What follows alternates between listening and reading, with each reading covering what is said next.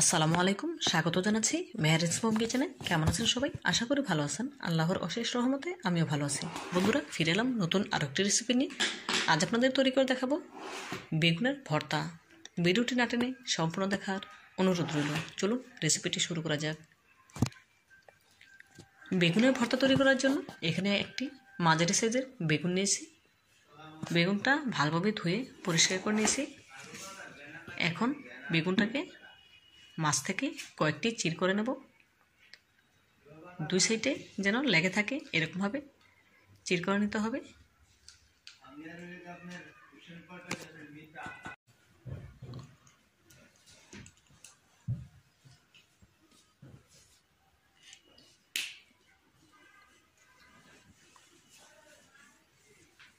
দেখুন, বেগুনটিতে কয়েকটি চির করে নিয়েছি।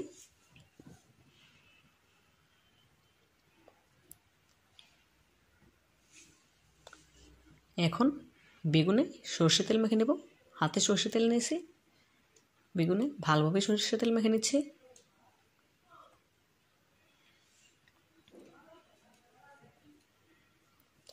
সরষে তেল মাখা হয়ে গেলে এখন তেলে নেব। বেগুনটি তেলে নেওয়ার জন্য চুলে একটি মাটির হাঁড়ি বসিয়ে গরম করে নিয়েছি। এখন বেগুনটি দিয়ে দিলাম, একটি ঢাকনা দিয়ে ঢেকে দিচ্ছি। একটু পরপর ঢাকনাটি তুলে বেগুনটি উল্টে পাল্টে দিতে হবে।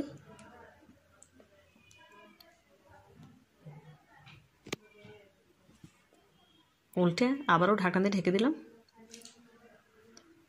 কিছুক্ষণ পরপর বেগুনটি উল্টে পাল্টে দেব।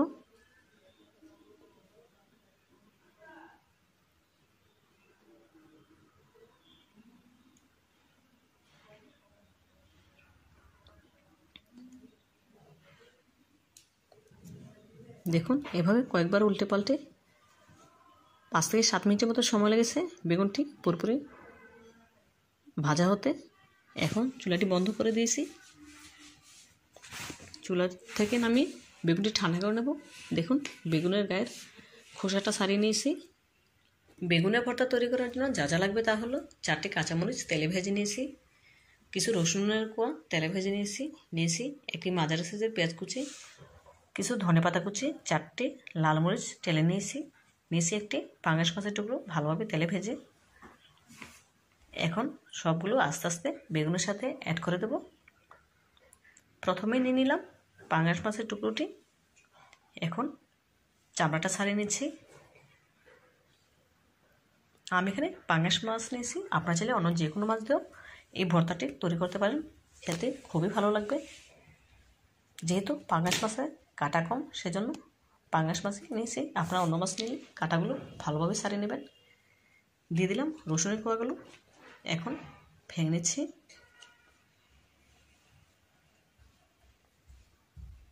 পাঙ্গাস মাছের টুকরোটাও ভেঙে নিলাম।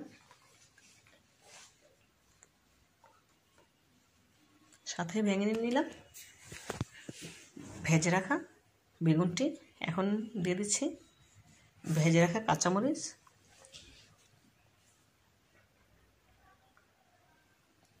এখন টালা মরিচগুলো ভেঙে নিচ্ছি। দিয়ে দেবো পেঁয়াজ কুচি, ধনেপাতা কুচি, দেবো পরিমাণ মতো লবণ। যেহেতু মাছ ভাজার সময় লবণ দিয়েছিলাম, সেজন্য অল্প পরিমাণ লবণ দিয়েছি। দিয়ে দিলাম পরিমাণ মতো সরষে তেল। এখন হাত দিয়ে ভালোভাবে মেখে নিচ্ছি। এই ভর্তাটি চাইলে কাঁচাও খাওয়া যেতে পারে, খেতে খুবই সুস্বাদু হয়। আমি ভর্তাটি এখন তেলে ভেজে নেব। চুলে একটি প্যান বসিয়ে নিয়েছি। দিয়ে দেবো 1 টেবিল চামচ সরষের তেল। যেহেতু ভর্তা মাখার সময় সরষের তেল দিয়েছিলাম, সেজন্য তেলের পরিমাণটা কমিয়ে দিয়েছি। এখন আগে থেকে মেখে রাখা ভর্তাগুলো গরম তেলে দিয়ে দিলাম। এখন খুন্তির সাহায্যে নেড়ে চেড়ে ভর্তা ভেজে নেব।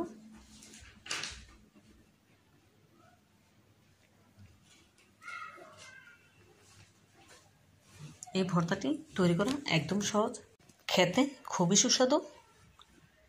চাইলে যে কেউ বানাতে পারে, একদম সহজ। এরকম ভর্তা হলে 1 প্লেট ভাত নিমেষেই খাওয়া যেতে পারে। দেখুন বন্ধুরা, ভর্তাটি আমার ভাজা হয়ে গেছে। দেখুন বন্ধুরা, ভর্তাগুলো একটি সার্ভিং ডিশে সার্ভ করে নিয়েছি। তো বন্ধুরা, আমার এই রেসিপিটি যদি আপনাদের একটু হলেও ভালো লেগে থাকে প্লিজ লাইক, কমেন্ট এবং শেয়ার করবেন। আর আমার চ্যানেলটি সাবস্ক্রাইব করতে একদম ভুলবেন না। আজকের মতো বিদায় নিচ্ছি, দেখা হবে নতুন কোনো রেসিপিতে। ভালো থাকবেন সবাই, আল্লাহ হাফেজ।